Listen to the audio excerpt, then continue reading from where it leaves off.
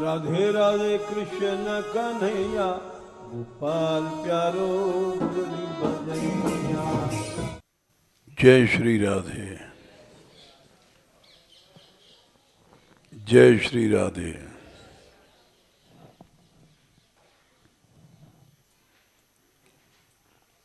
कल जो प्रसंग कहा था,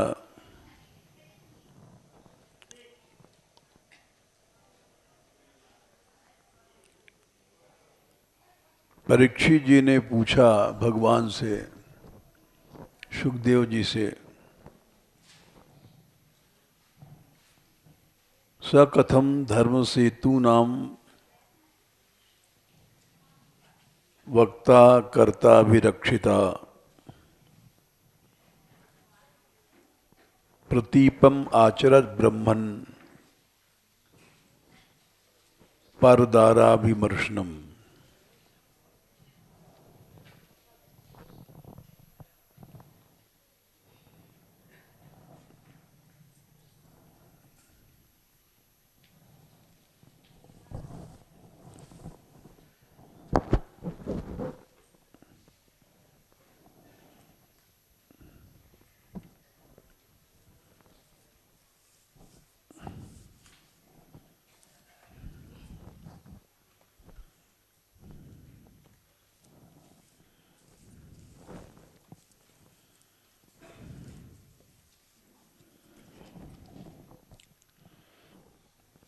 ये उन्होंने प्रश्न किया था,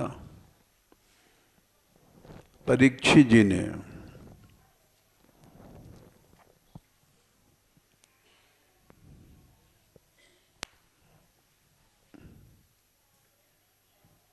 दशम स्कंद में 33वें अध्याय में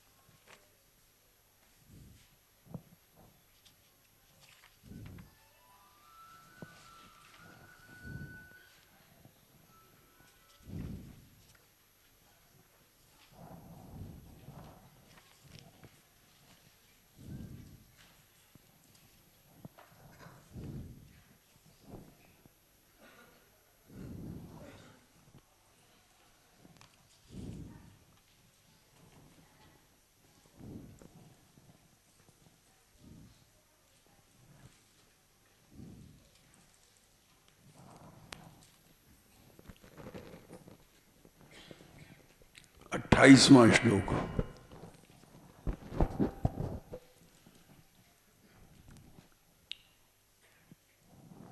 कि भगवान ने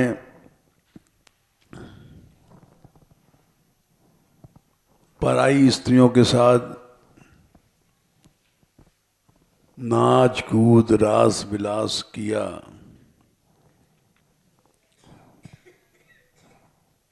ये क्यों किया?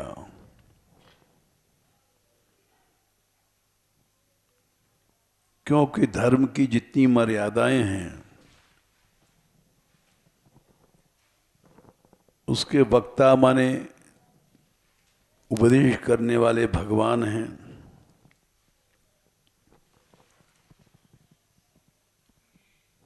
और जो जैसा कहता है वैसा ही काम करने लग जाए तो वो धर्म का रक्षक बन जाता है।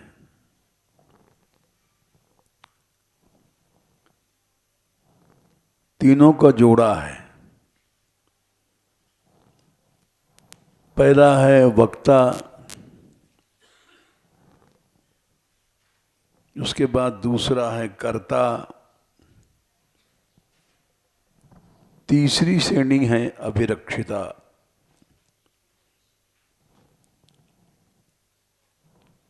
ये एक बहुत बड़ा प्रश्न भी है और बहुत बड़ी शिक्षा भी है। 10, 33, 28।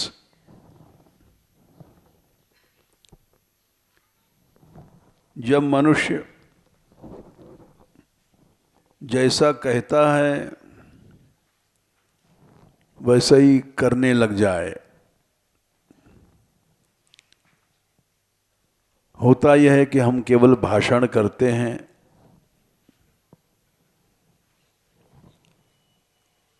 और क्रिया वैसा काम नहीं कर पाते।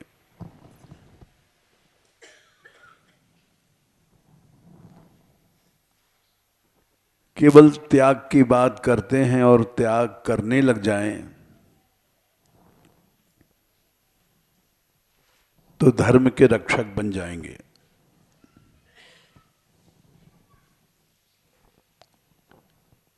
निश्चित बात है।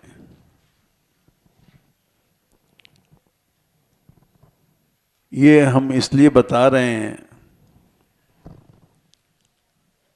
कि कल ही ये प्रसंग हुआ था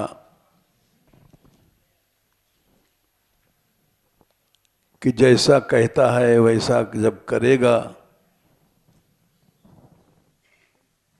तो धर्म का रक्षक बन जाएगा।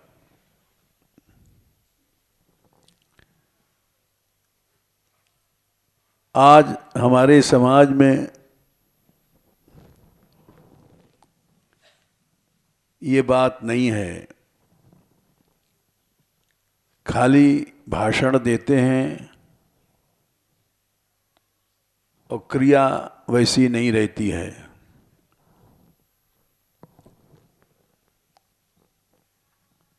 तो कोई चमत्कार सामने नहीं आता है।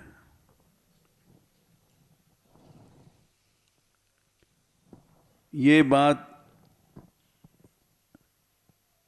अभी सामने आई हमारे, जैसे मुरली कथा कहने गई, ये पहली कथा थी दिल्ली में, और अपने आप अभी सूचना आई बड़े बड़े नेशनल चैनलों की कि वे स्वयं वहाँ पहुँचे कथा में और 11 बजे से उनका सब दे रहे हैं मुरली का। तो ये जबकि एक एक सेकंड का इन चैनलों पर कई कई लाख रुपए लग जाता है।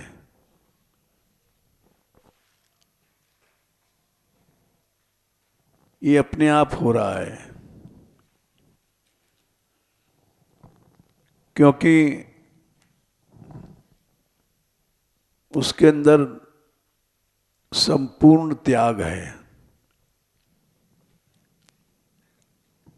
कभी पैसे कुछ हुआ नहीं, देखा नहीं कितना आया कितना गया, जो कुछ आया आज तक रिकॉर्ड है वो मानवीय हरिलाल की सेवा में आ गया, ठाकुर जी की सेवा में।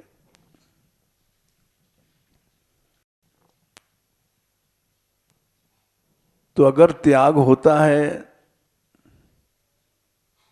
तो धर्म का रक्षक बन जाता है।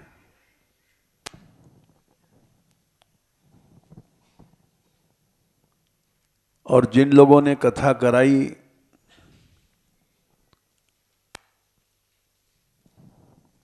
आज नंदोत्सव है, उसकी कथा में तो 1200 पैकेट तैयार किया नंदोत्सव के लिए, श्रोताओं को बांटने के लिए। और ज़्यादा बल्कि, और उन लोग इस तैयारी में हैं कि दूसरी कथा वहीं होगी बड़े चैनल पे, आस्था पे, और हमें पता भी नहीं यहाँ क्या हो रहा है। वो अपने आप हो रहा है। कोई प्रयत्न नहीं कर रहा है। तो ये कड़ी याद आई जो परीक्षित जी ने कहा था 10, 33, 28। एक प्रश्न नहीं है बल्कि ये बहुत बड़ी शिक्षा है।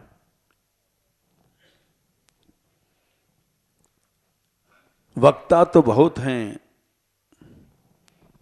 भाषण देते हैं, त्याग करो, भोगों को छोड़ो, और हम लोग लड्डू पेड़ा कचौड़ी छोड़ नहीं पाते हैं। कर्ता क्रिया भी नहीं है तो सच्चे रक्षक नहीं बन पाते हैं।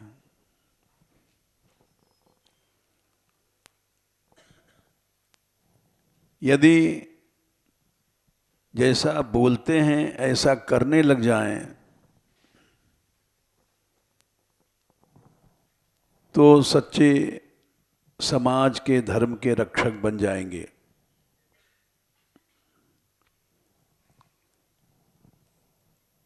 ये बातें अनुभव में आ गई और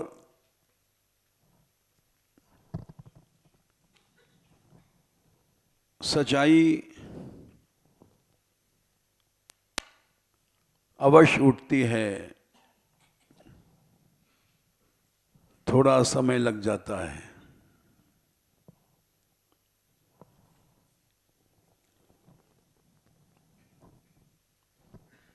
अब चलते हैं उसी प्रसंग पर, मोह वाले प्रसंग पर।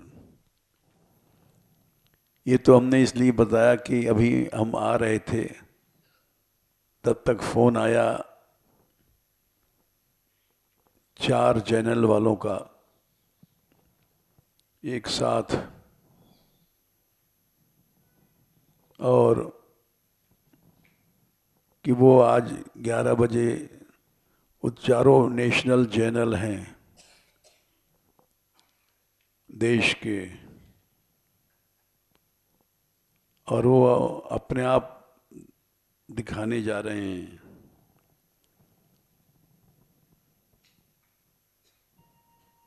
तो जिस मनुष्य जैसा कहता है ऐसा करने लग जाए,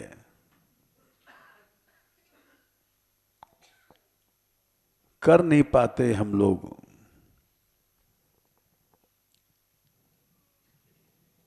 इसीलिए समाज की ये स्थिति है।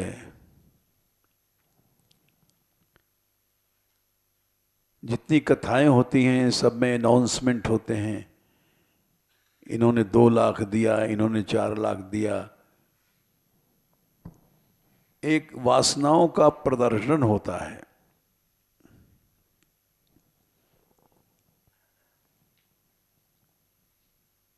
इसकी कथा अलीगढ़ में हुई थी, तब किसी ने गौशाला के लिए दिया था 25,000। वो इसलिए किया कि अनाउंसमेंट हो जाएगा।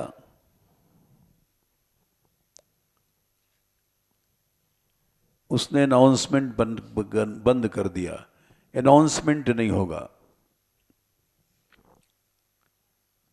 पैसे का अनाउंसमेंट नहीं होगा कथा में।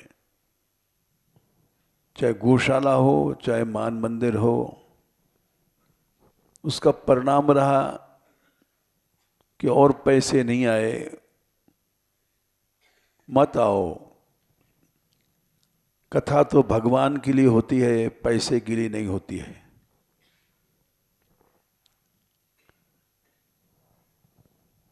और उसका परिणाम अच्छा रहा। ये दिल्ली वालों ने समझा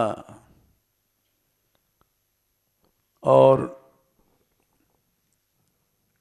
कल 1 घंटा अधिक चैनल वालों ने दिया। उसमें संध्या के समय 7 तक हम तो चले गए थे वहाँ रस मंडप में, पीछे उसकी कथा चलती रही और आज पता पड़ा कि अपने आप 4 चैनल आ रहे हैं। तो मनुष्य जितना छोड़ता है सच्चाई के साथ छोड़ता है। ऐसा नहीं कि हम छोड़ रहे हैं हमारा नाम हो जाए, इस वासना के साथ नहीं है। दंभ आ गया तो भक्ति तामसी हो गई। देखो हमारे समाज में दंभ ज्यादा है, हम लोगों में। 3रे स्कंद में 29वें अध्याय में कपिल भगवान ने कहा है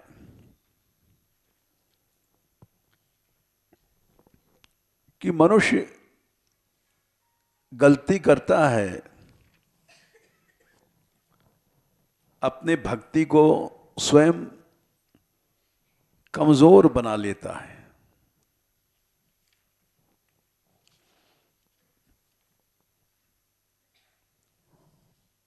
तीसरे स्कंद में 29वें अध्याय में भक्ति के जब भेद बताए तो सबसे पहले तामसी भक्ति बताई। 3, 29, 8 इसको समझना चाहिए हर व्यक्ति को। हम जो कुछ कर रहे हैं उसका नाम तो है भक्ति,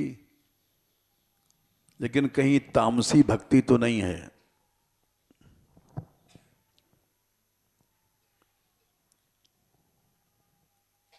अभिसंधायो हिंसाम दंभम आश्चर्यमेवा संरंभी भिन्न दृक् भावम मयि कुर्यात् स तामसः। भगवान बोले लोग भक्ति करते हैं, लेकिन ज्यादातर लोग तामसी भाव में चले जाते हैं। हिंसा, दंभ और मात्सर्य, ये 3 चीजें भक्ति को तामसी बना देती हैं। इससे सावधान रहना चाहिए। किया धरा सब चौपट हो जाता है। 3 चीजें तामसी बनाती हैं। पहली हिंसा। हिंसा माने मारना ही पीटना नहीं है, किसी का यश नष्ट करने, किसी की बुराई करना, ये सब हिंसा में आता है। निंदा सुनकर खुश हो जाना, दूसरे के पतन को देख करके हंसना, ये सब हिंसा है। दंभ, दिखावापन आ गया।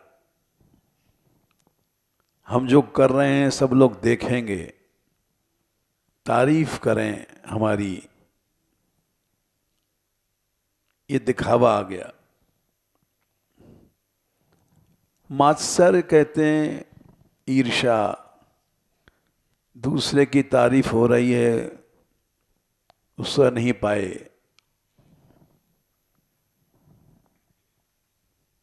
ये सब द्वेष में आता है। ये 3 चीजें ये तामस बना देती हैं।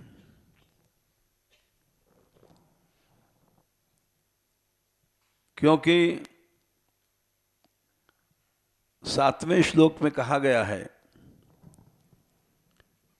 हमारा जो स्वभाव है, भक्ति योगो बहुविधो मार्गैर भामिनी भाव्यते स्वभाव गुण मार्गेण पुंसाम भावो विभिद्यते। 3, 29, 7 भक्ति योग बहुत प्रकार का हो जाता है। स्वभाव और गुणों के हिसाब से हमारा स्वभाव तामसी है तो जो भक्ति करेंगे वो तामस में बदल जाएगी।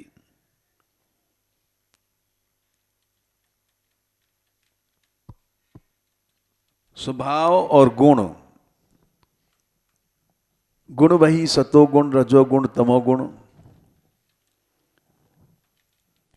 अगर हमारे में तमोगुण प्रधान है तो हम जो कुछ करेंगे, जप तप कीर्तन कथा, वो सब तामस भक्ति में बदल जाएगा। उसको संसार में कोई भी बदलने वाला नहीं, स्वयं भगवान के वाक्य हैं। अधिकतर हम जैसे लोग तामसी हैं और समझ नहीं पाते, माला करते हैं, बोले 4 लाख नाम करता हूं मैं, लेकिन 4 लाख करने के पहले नहीं सोच पाते हो कि तुम्हारा स्वभाव कैसा है, तुम्हारा गुण कैसा है, कहीं तामस तो नहीं है। अगर स्वभाव और गुण तामस है तो तुम 4 लाख नहीं 8 लाख जप करते हो, वो सब तामस में बदल जाएगा। ये बात समझ नहीं पाते हम जैसे लोग, और मिथ्या अहंकार बढ़ाते हैं कि हम इतने लाख जप करते हैं, हम इतना पाठ करते हैं, हम इतना कीर्तन करते हैं सारी रात। सारी रात चिल्लाते तो हो, लेकिन तुम्हारा स्वभाव कैसा है, तुम्हारे में गुण कैसा है, ये भी तो विचार करो। ये विचार करने की फुर्सत नहीं किसी को। अपने आप को देखने की का विवेक नहीं है कि हम अपने विवेक से अपने को समझें, किस समय हमारा स्वभाव तामसी बना, किस समय राजसी बना, किस समय सात्विक बना। ये सोचने की, इसको विवेक कहते हैं।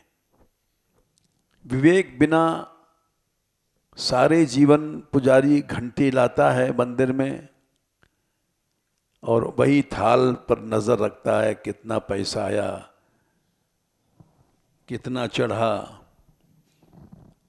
स्वभाव उसका राजस ही रहता है। ये स्वभाव तभी बदलता है जब किसी निष्किंचन महापुरुष की शरणागति होती है, तब बदलता है। और नहीं तो प्रहलाद जी ने कहा, नैषाम मतिस्तावद उर कृमांघिम स्पृशत्यनर्था पगमोयनर्था। कभी नहीं स्वभाव भगवान की ओर जाएगा, क्योंकि स्वभाव तो हमारा विषयों में, भोग में घुसा हुआ है, और तभी जाएगा बिना महत्पाद रजोभिषेकम। तो इसलिए अदांत गोभीर विषताम तमिश्रम पुनश पुनश चर्वित चर्वणानाम। 7वें स्कंद में प्रहलाद जी ने बताया है कि हमारी बुद्धि छू नहीं सकती है। नुस्खा बताया उन्होंने, नैषाम मतिस 7 5 32।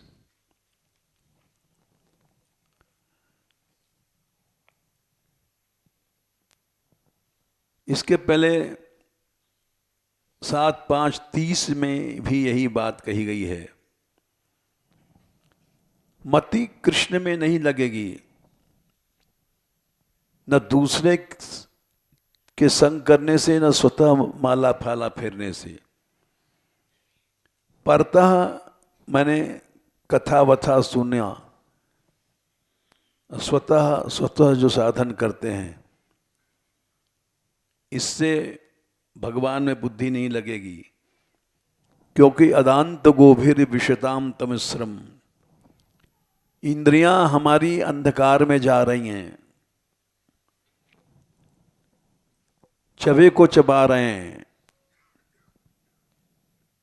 ये भोग भोगते हैं। क्या ये आज से भोग रहे हैं? अनादिकाल से हम लोग भोग रहे हैं। कुत्ता बने तो वहां भी कुतिया को ढूंढते रहे, गधा बने तो वहां भी गधी को ढूंढते रहे, चिर्रा बना तो वहां भी चिर्री को ढूंढते रहे।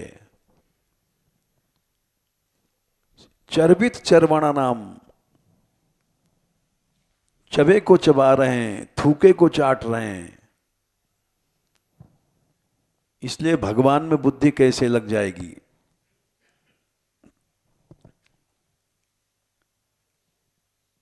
तो क्या करें? तब 32वां श्लोक कहा, नैषाम मतिस्तावदुर्कर्वांघिम स्पृशत्यनर्था पगमोयदर्था। और दिखाई पड़ता है बड़े बड़े मंदिरों में, जितने भी नामी मंदिर हैं, उसमें बड़े बड़े जो लोग हैं, गोस्वामी, वो सारे जीवन भक्ति करते हैं और अंतिम समय तक उनकी वृत्ति नहीं बदलती है। चाहे आचार्य हैं, चाहे कोई हैं, तभी बदलेगी जब चर्बित चर्वणों, चबे को चबाया भया छोड़ देंगे। लेकिन छोड़ नहीं पाते हैं। बोले फिर कोई उपाय है? मही सामपाद रजोभिषेकम। मही साम माने महात्मा। कैसे महात्मा? सन्यासी कि वैष्णव? बोले ये सब नहीं, ये झगड़ा नहीं है भागवत जी में। निष्किंचन महापुरुष, निष्किंचन महापुरुषों के चरण रज में जाकर के स्नान करो, तब जाकर के तुम्हारा स्वभाव बदलेगा, गुण छूटेंगे और तब तुम भक्ति करोगे तो वो सच्ची भक्ति होगी।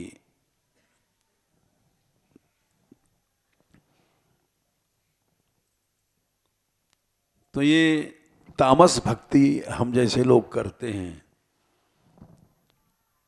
होड़ रहता, ईर्षा, द्वेष, दंभ दिखाया, यही सब रहता है और कुछ समाज में नहीं है। ये हमारा समाज ही विचित्र हो गया है। कल एक फोन आया अमेरिका से कि ये फेसबुक पर मान मंदिर की बुराई लिखी हुई है, इसको मिटाइए, ब्रजराज के पास। तो उसको देखा इन्होंने, उसमें जो लड़कियां नाचती हैं 1 घंटा पूरा, उनकी बुराई लिखी थी कि ये सब दंभ है, भीतर कुछ और है और ऊपर से भक्ति का नाच हो रहा है। यानी भीतर भोग है, इसलिए लोग सावधान रहें। ये हमारा समाज है, जबकि यहाँ भोग नाम की कोई चीज नहीं है भगवान की दया से। सभी लड़कियां सवेरे मंगला में जाती हैं, घंटों लगते हैं, वहाँ से नृत्य करते आती हैं, फिर यहाँ आती हैं, फिर दिन में पढ़ती हैं, शाम को कथा कहती हैं, फिर रात में आराधना करती हैं। किसी को समय कहाँ है, एक पैसा किसी से लेती नहीं है। प्रचार में जाती हैं, किसी लड़की ने आज तक 4 पैसा भी नहीं लिया होगा, लेकिन बुराई करने वाले बुराई कर रहे हैं। ये सब क्या है? ये मात्सर्य है, ईर्ष्या है। तो ये हमारे समाज में इतना मात्सर्य घुस गया है कि कैसे इसकी टांग खींचे मानगढ़ की या यहाँ के कार्यक्रमों की। उसको बेचारे दिखा रहे हैं फेसबुक पर, सब लोग होशियार रहो, यहाँ सब पोल पाल है, मानगढ़ में कोई भक्ति नहीं है। ये मात्सर्य है। गौशाला चल रही है, गौशाला के खिलाफ लोगों ने रिपोर्ट किया, वो हिंदू हैं। अरे मान लो हम पूरे नहीं हैं भक्ति में, तो गैयाएं 20,000 रग रही हैं, इन्होंने क्या तुम्हारा बिगाड़ा? तुम गौशाला सोचते हो टूट जाए, तो नुकसान तो गैयाओं का होगा। कोई भी संस्था गैयाएं जब आती हैं तो उनको नहीं रखती है। मान मंदिर वाले माताजी गौशाला कभी भी मना नहीं करते हैं। रोज 2-4 आ रही हैं जो कटने से बच जाती हैं। इतना विवेक नहीं लोगों में, और ये मात्सर्य के कारण चिड़े बैठे हैं कि ये गौशाला नाम पा रही है तो इसको गिराओ। आगरा में किया, फिर आगरा में हार गए तो कानपुर में किया, पीछे पड़ गए हैं। अब वो नहीं हुआ तो फेसबुक पर दे रहे हैं कि यहाँ कुछ नहीं है, पाखंड होता है। उससे कोई नुकसान नहीं होता है। बढ़ रहे हैं यहाँ के लोग। छोटी सी लड़की है और वो सम्मान प्राप्त कर रही है। दिल्ली वाले स्वयं प्रोग्राम बना रहे हैं, अगली कथा विशाल स्तर पर होनी चाहिए। और बड़े बड़े ग्रुप आ रहे हैं, पंजाबी वाग से कोई आया, कोई कहीं से आया। तो ये ईर्ष्या से क्या होगा? कुछ नहीं होगा। गौशाला भी बढ़ रही है, ईर्ष्या से क्या होगा? कुछ नहीं होगा। केवल तुमने अपनी भक्ति को तामस कर लिया, किया धरा सब नष्ट हो गया। जो कुछ तुम भक्ति करते होगे सब तामस में बदल गया। हमारा यहाँ क्या नुकसान होगा? यहाँ तो मान बिहारी लाल हैं, तुमने प्रचार किया, कुछ नहीं, यहाँ पाखंड है, फिर भी यात्रा चल ही रही है। दूसरा है भक्ति राजस कैसे होती है। तामस होती है जिसका स्वभाव संरंभी क्रोधी होता है और हर समय छोटी छोटी बात पर क्रोध करता है, उसको संरंभी कहते हैं। संरंभी स्वभाव है तो भक्ति तामस हो जाएगी। संरंभी भिन्न दृग् भावम मयि कुर्यात् स तामसः। भागवत को समझो। छोटी सी बात पर खींचना, गुस्सा करना, उदास करना, इस स्वभाव को संरंभी कहते हैं। हमने किसी से पानी मांगा, नहीं दिया तो आंख बदल गई, पानी नहीं लाता है। ये सब संरंभ माने क्रोधावेश, छोटी छोटी बात पर आ जाता है। ये भक्ति को तामस कर देगा। चाहे तुम पाठ करो, चाहे कीर्तन करो, चाहे जप करो, सब तुम्हारा जप तप कीर्तन तामस में बदल जाएगा। अब 3:29 भक्ति राजस कैसे होती है? विषयान अभिसंधाय यश ऐश्वर्यमेव अर्चादौ अर्चेद्यो माम पृथक भावः स राजसः। अर्चना कहते हैं भगवान की पूजा। बहुत विशाल 56 भोग लगाया, बहुत विशाल 20 लाख का फूल बंगला बनाया, लेकिन उसमें कहीं 3 चीजें हैं जो भक्ति को राजस बनाती हैं। विषय, हम मंदिर में बैठे हैं, देख रहे हैं कौन सी स्त्री सुंदर है, टकटकी लगा करके देख रहे हैं, ये क्या है? विषय है। बैठे हैं मंदिर में, नाम है हम श्री जी की दर्शन करने जा रहे हैं या बिहारी जी की दर्शन करने जा रहे हैं, और ध्यान है विषय पर। भगवान को क्या हम ठग लेंगे? विषय, यश, नाम हो जाए, और ऐश्वर्य, मालकियत, ये 3 चीजें भक्ति को राजस बना देती हैं। इसीलिए भगवत रसिक ने लिखा कि भजन मंदिर में नहीं करना, हाट बाट चौपाल चुर देवल हाट मसान, भगवत जन बिरमय यहाँ होत भड़ाई निदान। क्योंकि मंदिर में हजारों लोग आते हैं, स्त्रियां आती हैं। मंदिर में हम जब श्री जी के मृदंग बजाने जाते थे तो सब गोसाई कहते, हाँ अरे भाई उस सेठ आ गया बीकानेर वाला, सब चले जाते थे उठ करके।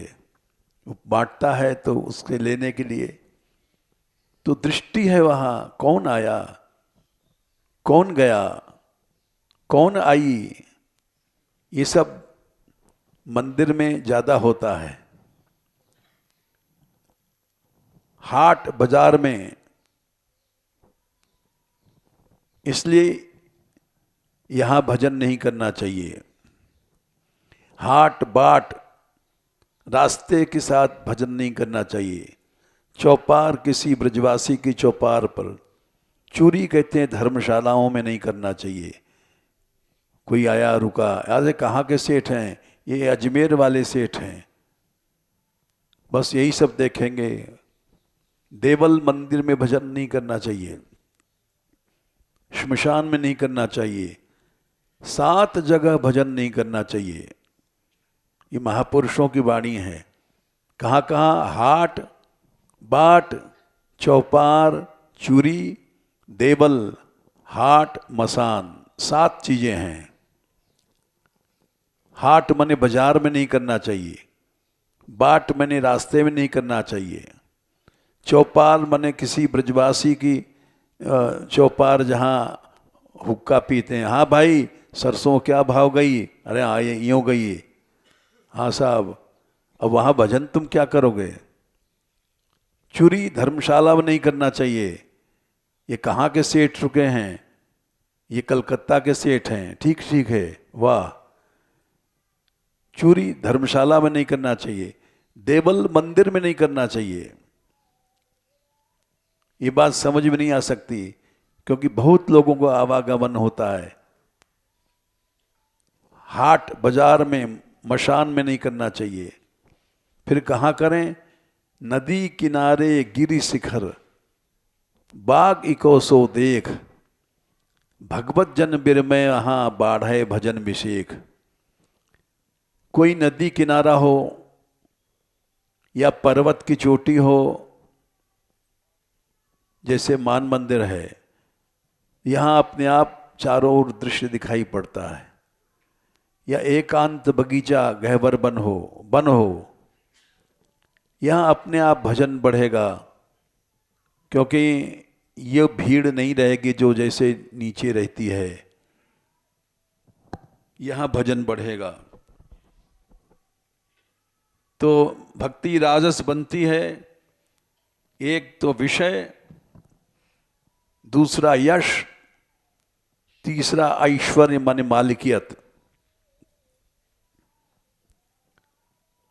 ऐश्वर्य माने मालिकियत होता है। ईशता, ईश्वर बनना। ईश्वर माने मालकियत, स्वामित्व। यही विद कहा घटे गो तेरो, नंद नंदन करि घर को ठाकुर, आपुन हुए रो चेरो। चेरा माने दास बन के रहना, मालकियत मत लाना कभी, इससे तुम्हारी भक्ति राजसी बन जाएगी। हम लोग जहाँ रहते हैं, महंत कहता हमारी चलेगी, अधिकारी कहता है हमारी चलेगी, गुरु कहता है हमारी चलेगी, चेला कहता है हमारी चलेगी। जैसे परिवार में होता है, स्त्री कहेगी हमारी चलेगी, पति कहता है हमारी चलेगी, बेटा बेटी कहते हैं हमारी चलेगी। ये सब क्या है? ईशता का झगड़ा है। और कोई भी परिवार ऐसा नहीं है जो सच्चाई के साथ ईशता को छोड़ करके चले। जैसे राम थे, पिता की आज्ञा से जंगल चले गए। एक पिता की संपत्ति पर भाई लोग आपस में कलह करते हैं, इसके माने कोई भी पितृभक्त नहीं है, सब ढोंगी हैं। ये तीन चीजें भक्ति को राजस कर देती हैं। पहले तामस करने वाली तीन बातें थी: हिंसा, दंभ, मात्सर्य। और भक्ति को राजस करने वाली विषय, यश, ऐश्वर्य। ये समझ लो, ये तीन चीजें हैं तो तुम्हारी भक्ति राजस हो जाएगी। विषयों को छोड़ना ही पड़ेगा। चाहे चोरी से भोगो विषय, उससे नुकसान तुम्हारा है। चोरी करोगे, राजस हो ही जाएगी भक्ति। भाई दिन भर कुछ भी करोगे, वैराग कर रहोगे, झूठा वैराग है, राग तुम्हारा विषयों में बना हुआ है, तो वैराग कहाँ है? अब तीन चीजें सात्विक कर देती हैं भक्ति को। क्या क्या? श्लोक 10, कर्म निर्हारम उद्देश्य परस्मिन् वा तदर्पणम यजेद यष्टव्यमिति वा पृथक भाव स सात्विकः।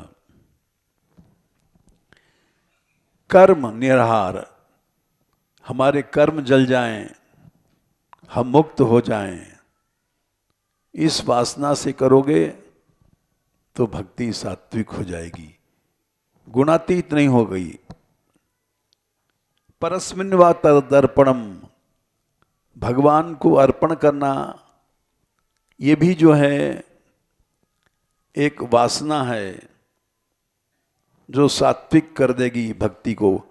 कोई भी इच्छा है, अच्छी इच्छा भी है, तो वह भी इस भाव से यजन करना। तीसरा है पृथक भाव। पृथक भाव क्या है? भगवान से अपने को अलग समझना, यानी भगवान उपास्य है, हम उपासक हैं। पृथक भाव में मनुष्य इस भक्ति को भी राय रामानंद जी ने जब बात किया था तो महाप्रभु जी ने काट दिया था। आगे बोलो, आगे बोलो। इस स्वार्थ है कि हमारे कर्म नष्ट हो जाएं, हम अर्पण करें भगवान को। यह भी एक स्वार्थ है, सूक्ष्म इच्छा होती है। पृथक भाव बना हुआ है तुम्हारा, इसलिए ये भी सात्विक भक्ति हो गई, गुणातीत भक्ति नहीं हुई है।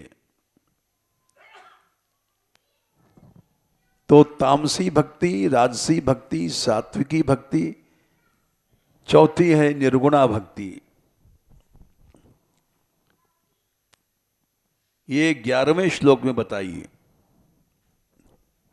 ये कैसी होती है? मद गुण श्रुति मात्रेण मयि सर्व गुहाशय मनोगतिरविच्छिन्ना यथा गंगाम भसो बुध। मन की गति अविच्छिन्न, टूटे नहीं, न तामस भाव आवे, न राजस भाव आवे, न सात्विक भाव आवे। कोई भाव आएगा तो तुम्हारी गति टूट जाएगी। अविच्छिन्न गति से केवल भगवान को हम भजन कर रहे हैं या कथा सुन रहे हैं, कीर्तन सुन रहे हैं, बिना किसी हेतु के। अहेतु की हेतु क्या है? सात्विक, राजस, तामस, ये सब हेतु हैं। इसीलिए जो निर्गुणा भक्ति है 12वें में बताई गई है। लक्षणम भक्ति योगस्य निर्गुणस्य हृदाहृतम अहेतुक व्यभिता या भक्ति पुरुषोत्तमे। अहेतुकी, किसी हेतु से भक्ति मत करो। तामस हेतु, राजस हेतु, सात्विक हेतु। तामस हेतु हिंसा, दंभ, मात्सर्य। राजस हेतु विषय, यश, ऐश्वर्य। सात्विक हेतु कर्म निराहार या भगवान में अर्पण होने का कोई वासना, स्वार्थ रखना, ये सब सात्विक हेतु हैं। किसी हेतु के लेकर के भक्ति मत करो। अहेतु क्या व्यवहिता 12वां श्लोक है। देखते रहो कि हमारे अंदर कोई हेतु तो नहीं आया है। तामस हेतु तो नहीं आया है, राजस हेतु तो नहीं आया, सात्विक हेतु तो नहीं आया। बोले इसी को और खोला है 13वें श्लोक में। सात्विक हेतु क्या है? भगवान के धाम में जाएं, भगवान के समीप पहुंचें। सालोक्य सारष्टि सामीप्य सारूप्यैकत्वमप्युत दीमानम न गृणंति बिना मत सेवनम जना। भगवान अपने धाम में बुलावें, ये सालोक्य है। सारष्टि भगवान के समान ऐश्वर्य मिल जाए, ये सार्ष्टी है। सामीप्य, हर समय भगवान के पास रहें, ये सामीप्य है। सारूप्य, उनके समान रूप हो जाए, ये 4 प्रकार की मुक्तियां हैं। ये सब सात्विक हैं। ये देने पर भी भगवान के भक्त लोग नहीं लेते। क्यों? चाहते हैं केवल सेवा। सेवा कैसी? अहितु की। सेवा करते समय देखते रहो कि कहीं दंभ तो नहीं आ गया,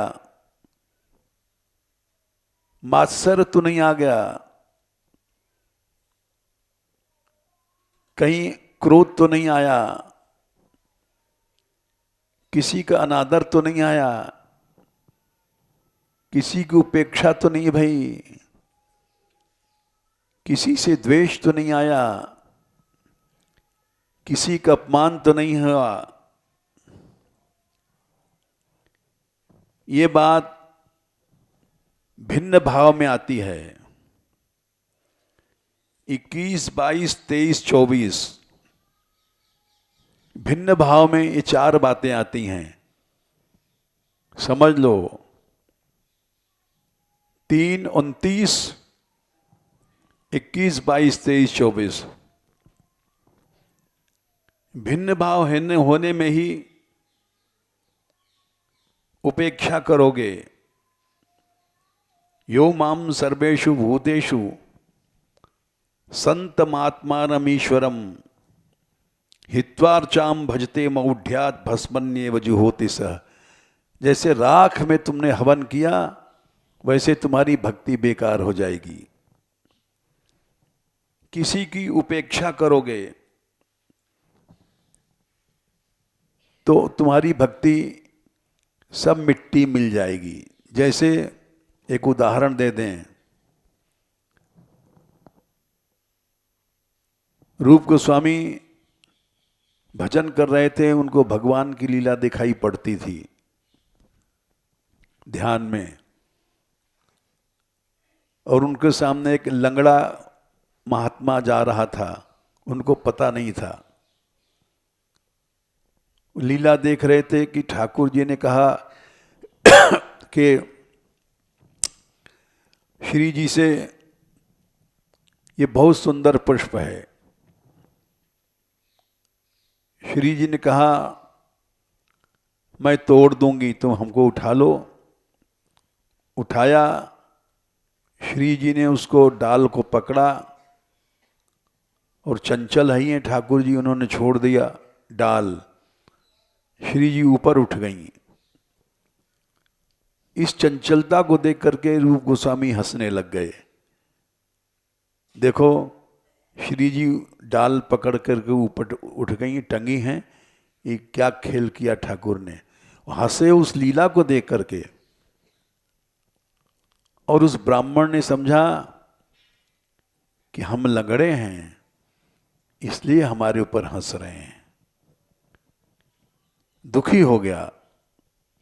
उसी समय उनको लीला दिखाई पड़ना बंद हो गया, उसी समय। तो बड़े दुखी भये, बड़े भाई सनातन के पास गए, बोले भैया ये क्या हुआ, हमको तो लीला दिखती थी, अब नहीं दिख रही है। बोले किसी भक्त का अपराध हुआ है। रूप तो मैं क्या करूं, पता नहीं, हमने तो किसी के जान का अपराध किया नहीं, अनजान में हुआ है। तो एक उपाय है, तुम सबको निमंत्रण दो और सभा के बीच में क्षमा मांगो कि अगर किसी के मन में दुख भया हो तो हमको क्षमा करो। पंगत किया, उसमें वो लंगड़ा साधु भी आया था।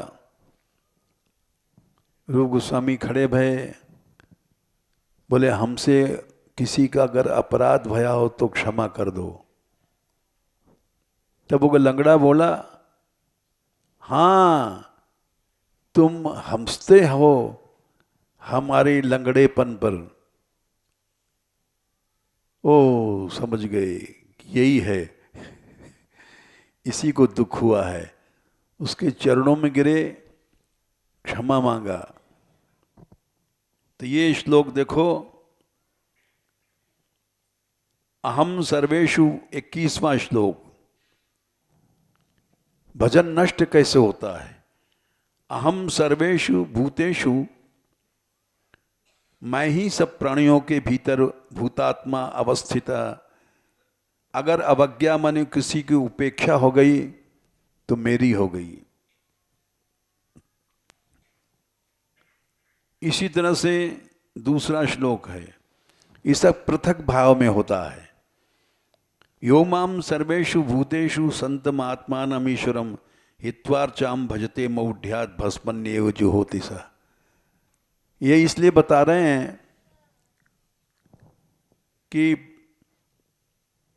परस्मिन वा तदर्पणम, भगवान में सब कर्म अर्पण होवे, इसको भी सात्विक भक्ति मान लिया।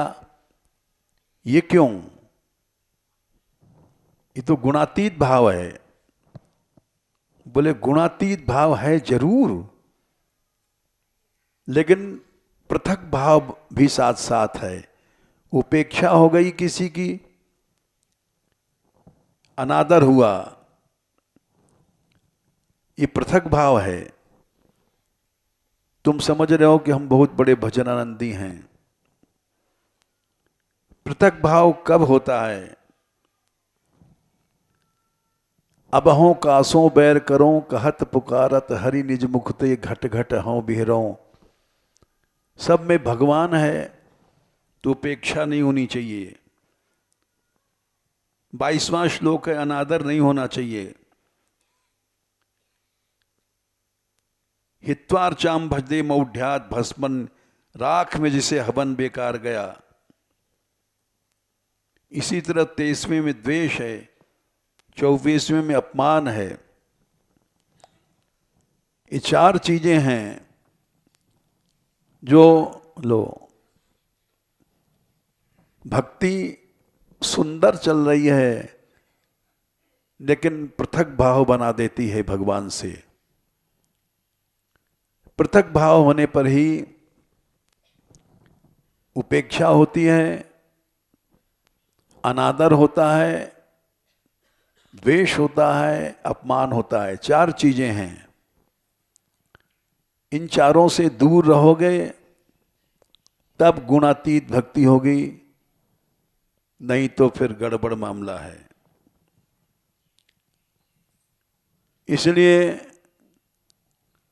हम जैसे लोगों की भक्ति में कोई चमत्कार न है न होगा, क्योंकि हेतु की है भक्ति।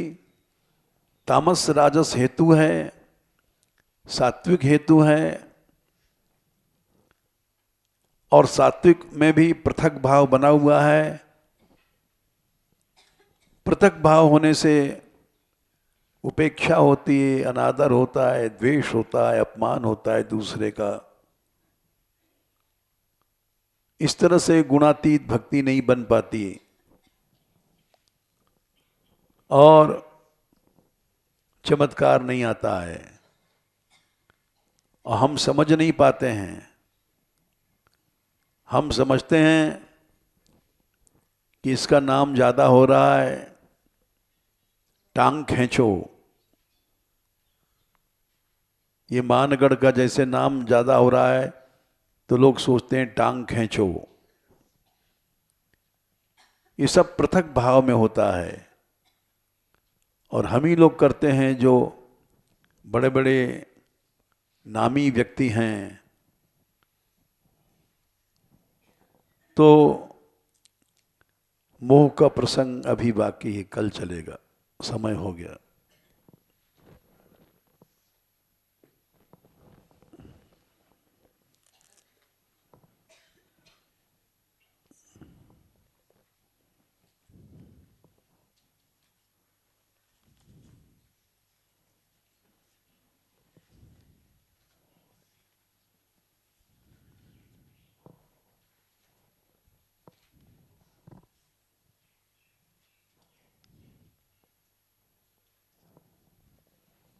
कौन सा श्लोक है?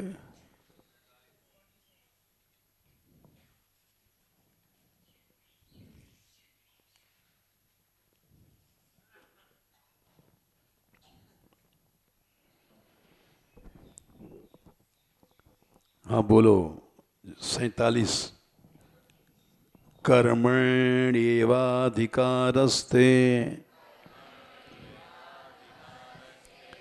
मा फलेषु कदाचन मा कर्मफल हेतुर्भूर् मा ते संगोस्त्वकर्मणि। एक श्लोक में ही सबका सार आ गया। मनुष्य कर्म करता है और फल चाहता है। फल क्या है? हम पैसा दे रहे हैं, हमारा नाम हो जाए, हमारी इज्जत हो जाए, सम्मान मिले, ये सब फल हैं। फल माने आम, अमरूद और सेब नहीं है। फल माने कर्म का परिपाक। भगवान बोले संसार में हर आदमी फलाधिकार के लिए प्रयत्न कर रहा है। हर आदमी कर रहा है, बोल रहा है, चाल रहा है, नौकरी कर रहा है, तनख्वाह के लिए व्यापार कर रहा है, पैसे के लिए। कोई भी आदमी ऐसा नहीं है जो फल को छोड़ करके चले। दो अधिकार है, कर्माधिकार और फलाधिकार। फलाधिकार संसार में हर आदमी फल के लिए काम कर रहा है, और कर्माधिकार कर्म करना है में बस, फल को सोचना ही नहीं है। ये सच्चे महात्माओं का, सच्चे भक्तों का लक्ष्य होता है। बहुत सरल ढंग से समझाया भगवान ने। फलाधिकार छोड़ दो, केवल कर्माधिकार, कर्म करना है हमारा बस। मतलब फल बल मिले न मिले, फल की सोचना ही नहीं है। हमने इतना मेहनत किया, फिर भी हमको गाली मिली, फल को सोचो ही नहीं। कर्मण्येवाधिकारस्ते, केवल कर्म करने का हमारा अधिकार है, फल का अधिकार नहीं है।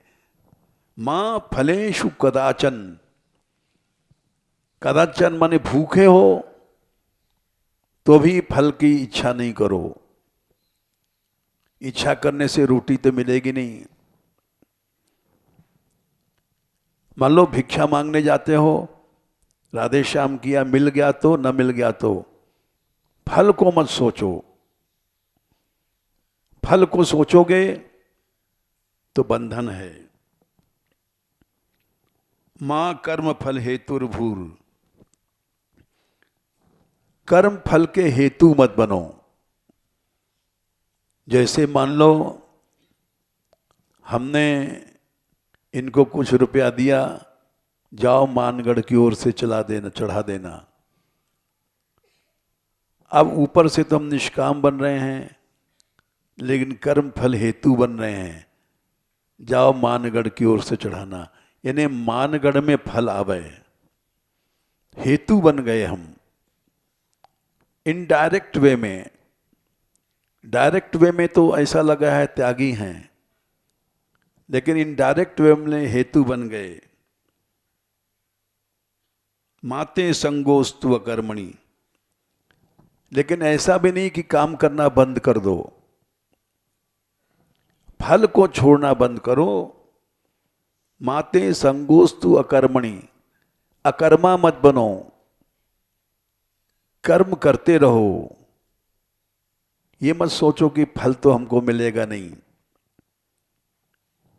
कोई प्रश्न करना हो, न अक्षर समझा हो, पूछो। सब बातें समझा दिया। कर्म फल हेतु मत बनो, इनडायरेक्ट वे से किसी चीज के कारण मत बनो, और साक्षात कारण बनना ये तो फलाधिकार के लिए है सोचना। फिर से बोलो, कर्मण्येवाधिकारस्ते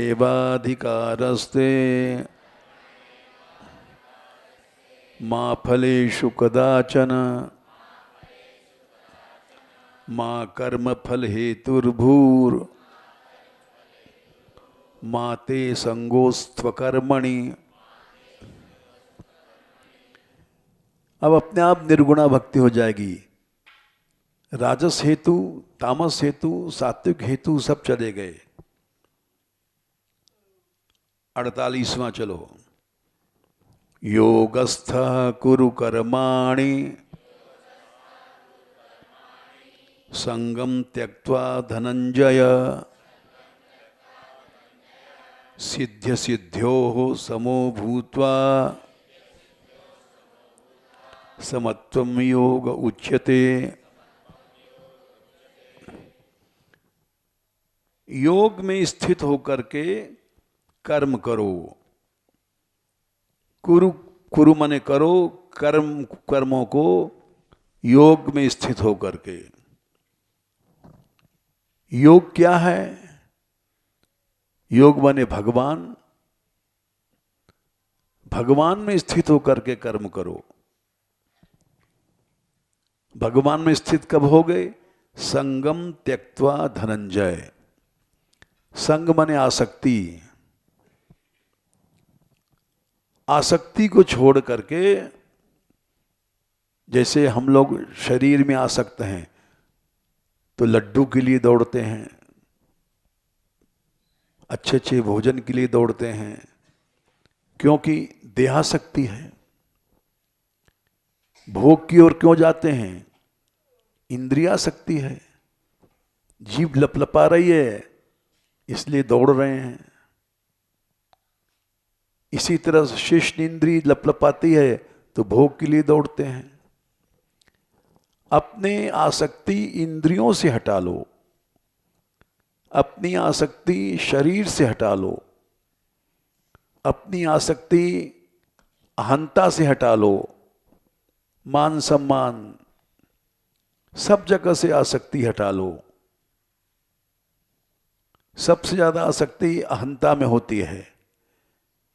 जरा में अपमान हो जाता है, जरा में सम्मान हो जाता है, खुश हो जाते हैं। इसके माने क्या? अहंता में आसक्ति है। तब योग बनेगा। समत्व, समत्व माने राग नहीं है, मन समान है, उसको योग कहते हैं। इसकी पहचान क्या है? सिद्धि और असिद्धि में सम माने बराबर रहोगे। ऐसा नहीं कि साहब पंगत हो रही है, बहुत बड़ी पंगत थी, हमने सुना निम्बारकाचार्य जी ने किया है साले वहाँ नीम गांव में। बहुत संत आए, एक संत ने उठा के फेंक दिया, इधर खीर नहीं लाया, तो वो समानता हट गई। आ जाए तो न आ जाए तो, सिद्धि और असिद्धि में समान रहो। नहीं आए तो अशांत नहीं हो, हमको नहीं मिला, सदा समान रहोगे तो योग में स्थित हो। कोई शब्द पूछना हो पूछ लो। श्लोक बोलो, योगस्थ कुरु कर्माणि संगम त्यक्त्वा धनंजय सिद्धि सद्यो समो भूत्वा समत्वम योग उच्यते। 1 मिनट और रुको, इधर लाओ। वैराग क्या है? गोकर्ण ने महात्म्य चौथे अध्याय में बताया।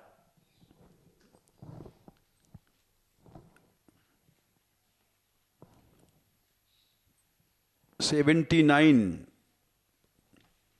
4/79 वैराग समझो।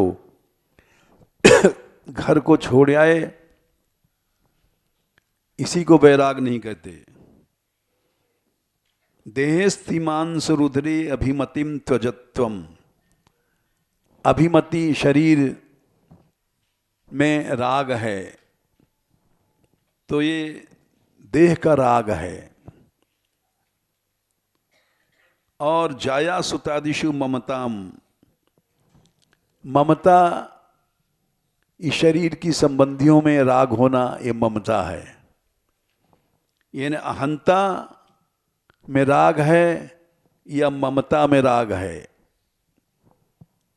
ये दोनों छूट गए तब वैराग्य रास राग रसिको भव भक्ति निष्ठा, तब वैराग हुआ और भक्ति में निष्ठा हो जाएगी। तो इसलिए वैराग समझो, अपनी अहंता में राग मत करो, ममता में राग मत करो। उसमें राग करने से तुम्हारा मन विषम हो जाएगा। भगवान कहते हैं योगस्थ मन समान रखो, कहीं राग नहीं। इस शरीर में राग है तो इस शरीर को किसी ने चांटा मार दिया तो भी दुख नहीं होगा। राग है स्त्री में, पुत्र में, उसको किसी ने मार दिया तो भी कुछ तुम्हें नुकसान नहीं होगा, क्योंकि तुम्हारा राग नहीं है, मन समान रहेगा। चलो, जय श्री राधे।